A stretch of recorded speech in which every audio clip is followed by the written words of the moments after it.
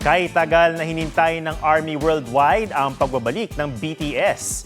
At ngayong may world tour na sila, kasama ang mga Philo Army sa mga sumagupa para makasecure ng concert ticket. Usuan na yan sa report ni Oscar Oida.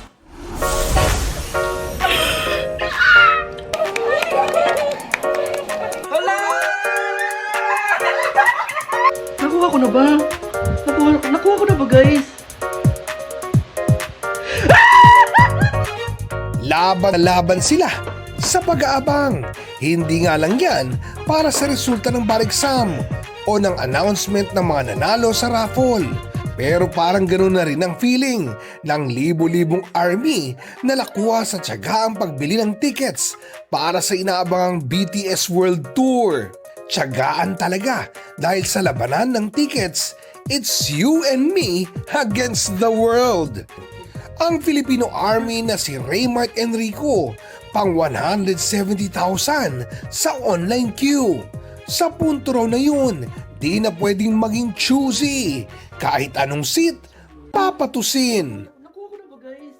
As a fan, since 2014, hinihintay ko po talaga tong time na to na mapanood sila.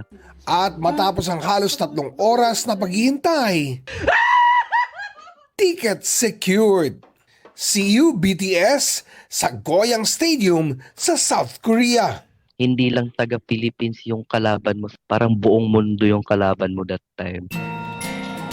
Ang internet cafe na ito sa Seoul, South Korea na puno hindi ng gamers kundi ng BTS fans.